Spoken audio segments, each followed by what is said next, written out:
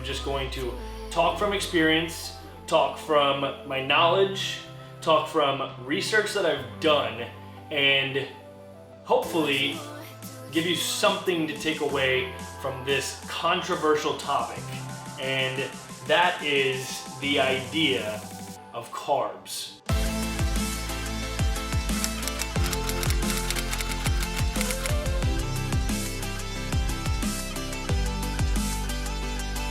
What is going on, my friends? Welcome back to another episode of The Morning Takeaway, aka the Inside Influence Podcast. And today I have zero plan for you in the terms of some kind of structure of how I'm going to word this podcast. Rather, I am just going to talk from experience, talk from my knowledge, talk from research that I've done, and hopefully give you something to take away from this controversial topic, and that is the idea of carbs. Carbohydrates, yes, we're talking about carbohydrates today. I want to talk and kind of break down what they are, what they do, and essentially this whole debate in our world that we're living in that very much so vilifies, or I think is that the right word? Vilifies. It places a negative connotation around carbs and the idea that carbs are bad for you. So, with that said, I want to kind of debunk, and I want to preface this by telling you that I'm not going to choose a side. Rather, I'm going to tell you from experience what I have done with my own body, what I've seen work for other people, and just some of the research-based studies that I probably won't hit on any specifically that I've read, but the research that I've done and read on scholarly articles on this topic, right? And I tell you that I'm not going to choose a side because, you know, I see benefits to both, and I want to kind of shed light on both sides, and hopefully maybe if you're somebody out there that struggles with the idea and the guilt of having carbs, maybe we can ease that a little. And I talked about on my last podcast in the top 5 books, there was that book called Glucose Revolution. That is a really, really good book if you're more interested in kind of learning about this, especially when it comes to that idea of like, hey, can I still eat things and not feel guilty? You know what I mean? So with that said, I think a good place to start is what exactly a carbohydrate is. And not that breaking it down from a fundamental standpoint or a definition standpoint. I think it's important to know it on a street level, right? So what is a carb when I'm looking at foods? Well, most of these things are going to have to do with starches. So let's take a sweet potato, for example, or oats, or some kind of grain, right? And then and sugars, and that comes from, you know, fruits and fructose, the starches and sugars. It comes down to the idea of glucose, and then there's everything that you see on a shelf in the grocery store that is in a box is more than likely carbs, and that's probably the next segue that we'll get into. But before we get there, and the idea of quote-unquote carbs being bad for you, the knowing the difference between a complex carb and a simple carb. And I guess that could be a simple sugar, right? And when you get into it, and also knowing that fiber is a big piece of this as well. Like fiber can be generated, is part of your carbs, but that fiber is good. Fiber is kind of the key to everything, really. If you want a whole nother podcast on that, and if you're interested in fiber, that would be a very fun podcast for me to talk on. I really thoroughly enjoy the idea of fiber and just how much it plays a part in our daily lives and overall health. But without further topic, I don't know where I was going with that. No, without further conversation on that topic, let's get back to the complex versus simple. And the simple, to break it down on the most fundamental level, the simple sugar or simple carb is basically simple because it's the easiest thing to burn off, right? I don't know if you guys saw that it was kind of viral. People were eating Rice Krispie treats before a workout. Well, that's straight simple sugars, and people were getting crazy pumps, and the nitric oxide in their muscles was enforcing their pump, right? Well, that's just your glucose being used immediately, right? There's supplements that you can take out there during your workouts that are straight carbs, and that's exactly what it's doing as well. So that said, those simple sugars, that's gonna come down to fruit as well. They tend to be simple sugars, and then your complex stuff carbs like a sweet potato, beets, starches, rice, anything of that nature is going to be hard. It's not going to be harder for your body to break down, but it's going to break down slower. So I guess you could say harder, but that just means that energy is going to be more readily available over a longer period of time, right? So, and I'll come back to that idea when I come back to my kind of experience that I've played with both no carbs in my diet and high carbs in my diet, and kind of what I feel the differences and whatnot. But let's keep expanding on this idea of those simple sugars on the shelf. And even if you look at an ice cream, like a good rule of thumb, by the way, is if you look at a nutrition label and you see a bunch of carbs, and in my opinion, quote unquote, a bunch is probably more than 20. If you look at that, chances are it's going to say something right underneath it. It's going to say total carbs and then added sugars. And added sugars are the things that we want to stay away from. That is what is fueling our cravings and addictions and up and down moods and weight gain. And it's a domino effect with those sugars. If you look at any label, I promise you, especially things that are added flavoring, like if you take a rice cake, for example, versus a cinnamon rice cake, the cinnamon rice cake is going to have added sugars, and we want to stay away from those. Granted, it's going to be 2 to 4 grams probably, but it's probably better to go with the regular rice cake and just add some cinnamon and honey on it, right? So that said, you want to stay away from the added sugars, and really, I'm not going to tell you to stay away from carbs, but the added sugars I'm definitely going to tell you to stay away from. So that said, if you just do an experiment next time you're in the grocery store. If you pick something up and you're like, oh wow, this is in a box. Like, number one, you probably shouldn't be eating it if it's in a box, because it's probably very highly processed and contains a bunch of oils and craziness. And on that note, there's so much information out there, and it's kind of why I'm doing this podcast, out there that tells you don't eat this, do eat this, or really it's everything that you can't eat. And it kind of brings you to this place of like, okay, well, what the heck can I eat, right? And I think that's the kind of a point that I want to drive home within making this podcast, is the idea that you have to find what works for you. And if carbs work for you, great. But knowing that there are consequences to some of the ingredients that might be in different things that there are. And I'm not bashing carbs, I'm bashing the ingredients that could be in something with high carbs, like a processed food in a box, right? Even oatmeal to that extent. If it's in a box versus getting in a container that's just straight oats, and you have to literally measure out the 1/3 cup of oats per serving, right?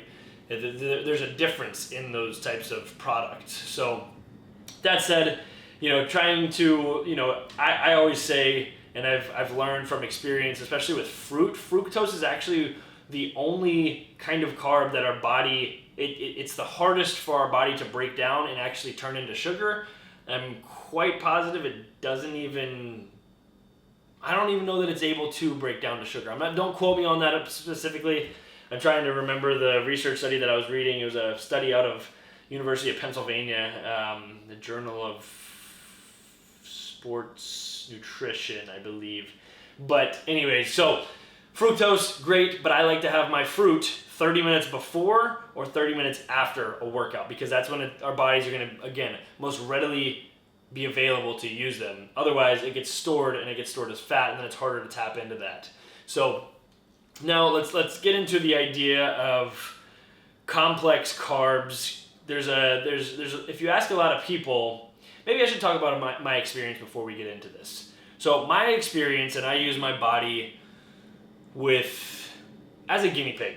I just ran a marathon. I wanted to do it because I wanted to speak from experience if people ask me how they should train for a marathon, or how they should keep strength training for a marathon, right?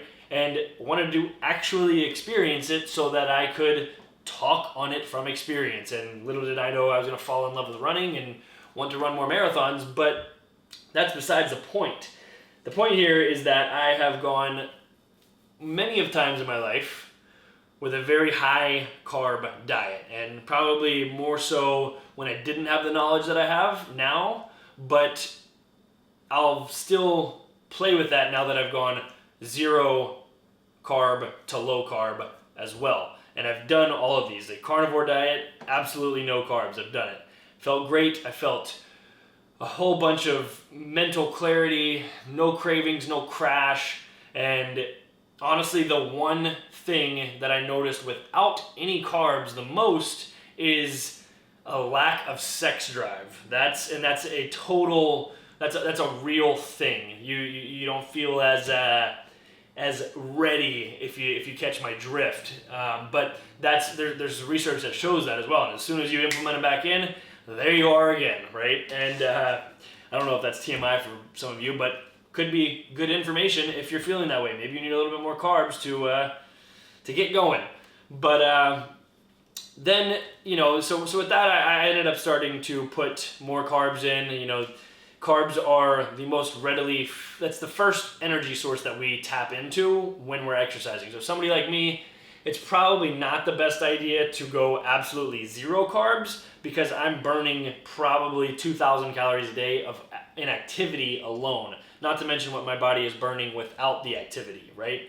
So I need that kind of energy. And so then we have low carb, which is my favorite personally, because I like to stay lean. I like to have a little bit of energy. And when I go low carb, I look at the carbs at a weekly level. So if I'm on a normal, traditional, let's call it one of my clients that I have at 150 grams of carbs a day, well, over 7 days, I don't know what the math is on that, but let's just call it 700 grams of carbs. I think it's like 1,000 probably. What is that, 150 times 7? 300, 600, 900, it's right around, it's right around 950. So 950 carbs a week. Then if I'm gonna look at that as carb cycling, I would say, hey, I'm gonna go 2 days of this week and not have any carbs. And then on the third day, I'm gonna kind of put in 450 carbs, just go all out on my carbs. And when I do that, I am more than likely going to, and this would probably be more high carb, but I'm probably going to have mainly complex carbs. Now, what does that look like for me? It means a banana at night with some oats, maybe some honey in there, and sweet potatoes with my meals.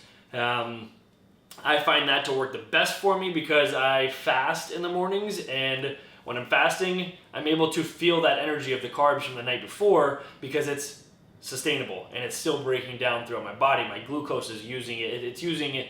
The glucose is breaking down slower with those complex carbs. So that said, a lower carb diet, I probably wouldn't be in that 950 gram per week range. I'd probably be more like on a low carb for me personally, right around 500. Because I go about 2 days with no carbs, and then I'll go that one day where I kind of refeed is what they call it, but I'll have the one day where I put those oats in and sweet potatoes, and it's like magic. And I'm able to stay lean. I'm able to use that gas tank, for lack of a better analogy. If you put in the carbs, imagine filling up your gas tank, and then the more you use it, kind of over the next 3 days, boom, it goes down and down and down. Now we're ready to fill it up again. So that would be kind of low carb for me. And however you want that, whatever that looks like for you. Maybe you just need, a little bit of like I believe 1/3 cup of oats, and the kind of oats that I have is like 23 grams of carbs. So that's not very much. If you have that every night, like you're probably, and that's low carb, 20 times 7, you're looking at 80, 100, 140 grams of carbs a week. Like if you were only doing 1 cup of oats or 1/3 cup of oats every night, which is the suggested serving size, that's very, very low carb, but you might find that it's sustainable. So hitting it on that topic, carbs get a bad rep because people say you're going to get fat from carbs. Well, it's true. You're going to get fat from carbs if you're only eating simple carbs, like the Cheez-Its, like the Goldfish, like the crappy cereals that are on the freaking shelves with high fructose corn syrup or all this other extra added crap that is making our society what it's making, it's just not worth it. Where you could only go vegetables and get all the carbs that you need with 2 servings of veggies with every single meal.